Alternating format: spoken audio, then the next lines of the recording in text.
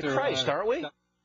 And joining me now with reaction to all of this is the editor of the Daily Caller, which broke this story. Fox News contributor Tucker Carlson is back with us. Tucker, welcome back. Sean, we should have known, looking at that tape. That was a full year, by the way, before the Reverend Wright story broke. Yeah, March of 07. Came to everyone's attention. That's right. And then we started investigating black liberation theology. And then we started asking a lot of questions. It was a full year later before the media caught up with the story, which leads us to what you have discovered. Why don't you explain in some detail what you found out here?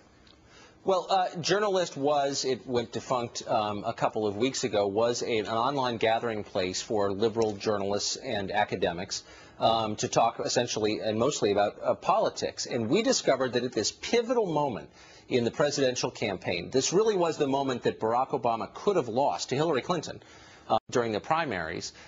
A group of liberal journalists decided to subvert the news, to lie, in order to help him overcome this scandal, his affiliation with Jeremiah Wright, which, as you know, was intimate. They were not just friends. This was a mentor relationship that the president had with Jeremiah Wright. And these journalists decided this was such a devastating story, potentially, that they needed to draw attention away from it. In the words of Spencer Ackerman, up to and including calling conservatives racist simply to draw attention away from the story. Here's what was a shock to me. Look, these are liberal journalists.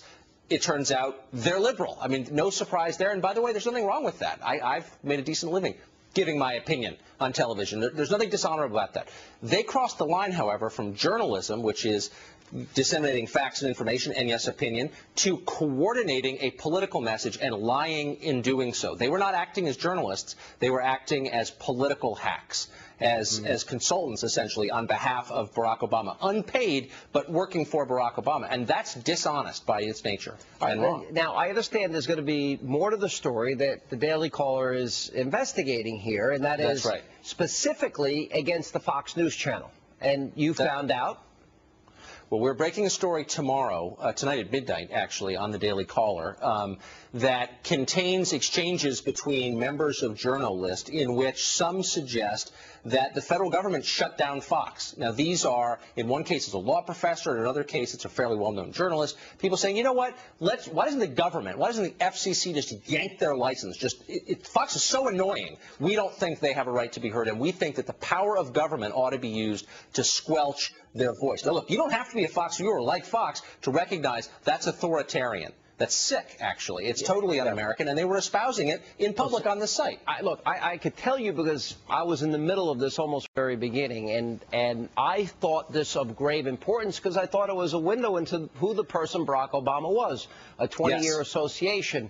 That's right. Which led to the statement, even after the release of GD America and all this, I can no longer disown Reverend Wright that I can the black community.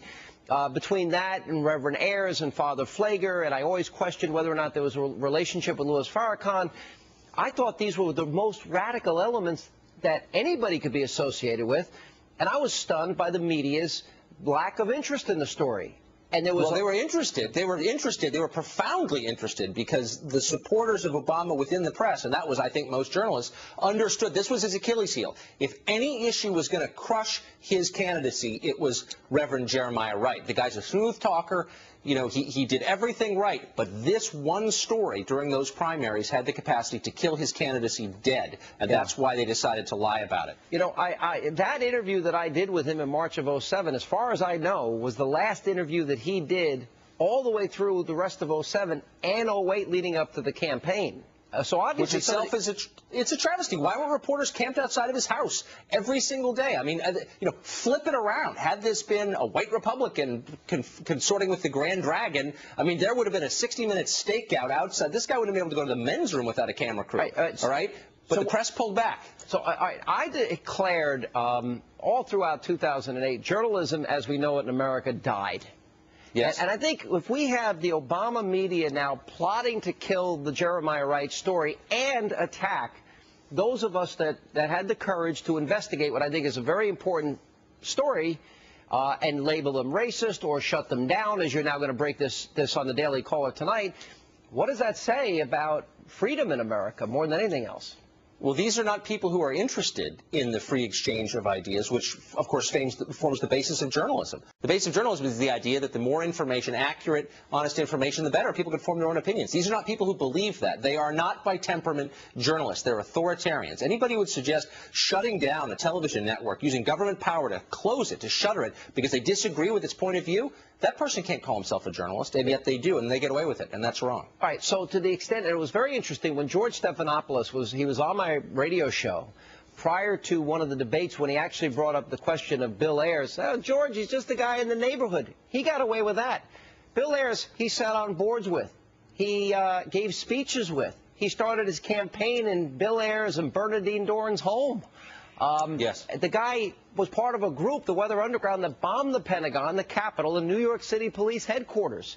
And then George asked the question, to his credit, and people said, well, he's taking questions from Sean Hannity, and they excoriated him. So any effort, as evidenced by this, do you think this is all connected, of any journalist to ask any probing question was met with fierce resistance and criticism? So is this now the future of journalism, I guess, is my question now in the future?